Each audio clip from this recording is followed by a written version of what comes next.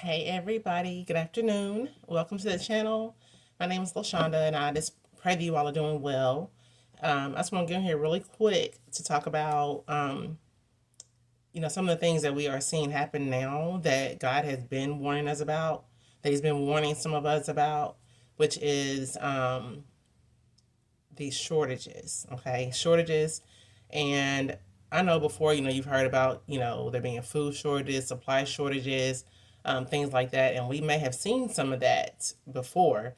But the shortages that God has been showing me in the past on several occasions, along with others, that has not happened yet. Okay. Um, it is April the 7th. Okay. Yeah. Is that right? Yeah. April the 7th. Okay. And I work you all for um, I work for I don't want to say the name of the company, but I do fuel accounting, put it that way. I do fuel accounting, like at gas stations. I reconcile the fuel um, for stores, for convenience stores, right? So, a lot of the company that I work for and a lot of our stores are, in the southeast region. All right. So, like I said, I reconcile fuel. So, on a regular basis, we are getting, um, notifications from our stores that they don't have fuel. Like they're literally begging for fuel. Like they don't have unleaded, they don't have premium, they don't have diesel. They're running out of fuel, right? And they're asking for fuel. And normally, the way this would work is, the systems are in place to where if they get low on fuel, then they automatically have a delivery coming, right? But in this case, like they're to the point where they have run out and they still don't have a delivery coming. And it's because they don't have any fuel. Like there's no fuel to be transported to them in the region. The terminals have no fuel. So therefore, the trucks cannot load and go deliver to where they need to deliver to. Um, and this is affecting a lot of the southeast region. And today we are finding out that there are stores that don't have fuel at all. Like in Florida, for example, like these stores don't have fuel. Period. And I was just reading online where they're saying there's long lines, and you all might know if you live in Florida, you may know what's going on. It's funny, we just came out of Florida on vacation a couple of weeks ago, and we didn't notice anything then with the fuel. Um, there was no stores that didn't have fuel or anything like that. We didn't notice it, but apparently this has happened just within the past 2 weeks, where these stores don't have fuel. They're begging for fuel. It's more when I'm seeing more of stores saying they don't have fuel, and their deliveries are not in sight. Um, we're having to find long haul truckers to bring in fuel because most of our stuff is central. Like I said, it's centralized to that region. So with fuel, if you all don't know, the terminals what they load at are usually local. Like you don't have to go, in three different states to go pick up fuel to bring it to another state. It's local. So the southeast region, those terminals are not receiving fuel. Um, and that's what's causing the shortages. So when I found online, I was looking this up, and it's saying that the fuel. Cause y'all don't keep up with the war. Like God gives me stuff about that, but I honestly don't have time to read up on everything going on with Iran. Okay, I have so many other things to do, but so I don't keep up with the war. All right, but it's saying that the fuel shortages in the southeast.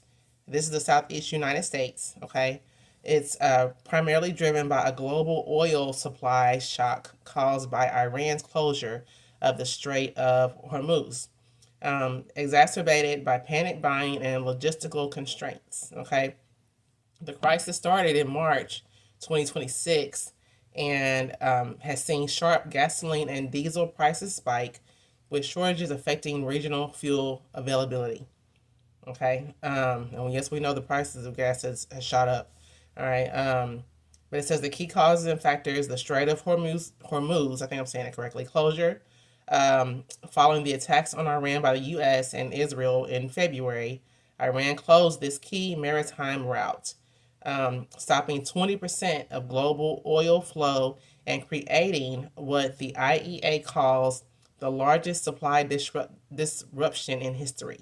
So whatever the IEA is, I don't know what that is, but it says they're calling it the largest supply disruption in history. Okay. Then it says panic buying and logistics. So it says consumer anxiety has led to rapid hoarding. Okay. Resulting in regional shortages similar to the 2021 Colonial Pipeline attack. And this is placing immense pressure on local supplies. All right. I'm assuming they're still talking about fuel here. And then it says here that surging energy costs, the fuel prices in the southeast have risen significantly, with this regular unleaded gas rising from 301 to 396 per gallon, and diesel reaching over $5.37 by March the 16th of this year. And then infrastructure constraints. It says while some oil can be diverted, alternative pipelines and routes cannot fully replace the volume blocked in the strait. Okay. But when we talk about these shortages, and it says it's causing long lines at petrol stations, but so God gave me He done gave me this word on about 3 times already about there being food shortages and supply shortages in the stores. Like when you go in the store, there will be nothing to buy. There will be nothing on the shelves. Okay. And I believe that this like I said, we haven't seen that yet. We have not seen that happen yet. Okay. We've seen where people were piling up on stuff, and that was the reason why the shelves were kind of slim. But when I say there will be nothing in the stores, there will be nothing on the shelf. Okay, nothing. It will be bare. So in that, I believe this here is kind of the beginning. We know that that the war is going on over in Iran. It's going to affect America. It is affecting America, but we haven't seen anything yet. Okay, we haven't seen anything yet. So I don't. You do whatever you feel like you need to do for your family. But I had been piled up. I had been. As a matter of fact, God gave me this. He had me stocking up on stuff, y'all, like 4 years ago, to the point where my stuff that I stocked up on has expired, and I'm having to I've used it, and I had to restock up on stuff. But I'm just stocking up the best way I can, little by little, because food prices have gone up. Everything has gone up in cost. Okay, so it's kind of hard for you to go and stockpile up on stuff because you have to use it for one, and it's costing way more than it used to cost. So, I just stock up on a little bit wherever I can here and there. There are places sometimes that give away like free food boxes. I don't take from the needy, but if somebody's gonna, just give away stuff to anybody, whether you are in need or not, take it. Okay, take it.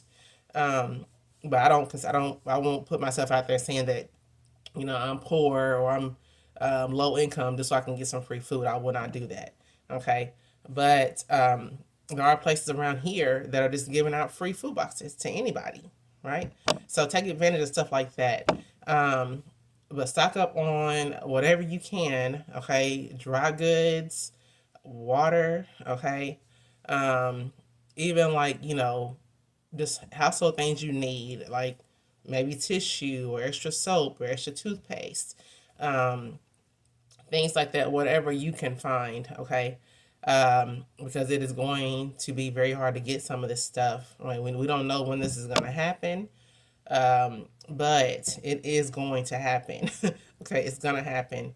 And God is just wanting us so that we can not only prepare ourselves, but warn others to prepare themselves as well for what is happening. But again, I work for a company where I actually reconcile fuel. I do fuel accounting for a living. Okay. And so I do get information in regards to fuel and stuff like that. And we are seeing a shortage of fuel in the Southeast United States. Okay. And particularly right now, Florida. Okay. And I'm assuming it's going to affect some other places too. Right now, I'm only seeing Florida, but I'm assuming it's affecting other areas too. Okay. So I'm just want to let you all know what's happening. If you don't know what's happening, that this is starting to happen. All right. So we continue to pray for our country, pray for our president, that he lead with godly wisdom and seeking out the Lord in everything that he does. We do not know what God speaks to him in private, so we cannot assume that he's just making dumb decisions or he's making rash decisions. We have no clue what God is telling him in private. So there's a lot of people that, want to bash, what he's saying, what he said, what he does, when, again, we have no clue what God says to him in private. Okay. Um, so however you think about him is how you think about him. But the point is, he is a leader of our country, and we are just to pray for him, right? Pray for him, because you don't know what kind of attack he's under spiritually. You don't know what kind of attack he's under mentally. We just need to continue to pray for our president. You don't know if he's getting like death threats every day. You don't know. We don't know that. Okay. So we just can't assume that he's just going off the deep end. We can't assume that. Okay. Because if you were in his shoes, what would you do? Okay. But you're not. So we just can't assume what we would do or how we would handle a certain situation because we see him doing it a certain way. All right. Again, we don't know what God is saying to him in private. So we just pray that he's listening to God and that he's leading with godly wisdom. But we just continue to cover our country, pray for our nation, pray for the states and cities you live in. Okay. But right now, you just need to pray. Continue to pray. Pray and fast. And just trust God that he is your provider, and that regardless if you're able to stock up on stuff or not, that he will provide all your needs if you let him. All right. If you let him, just let him in and he will provide for you. Okay.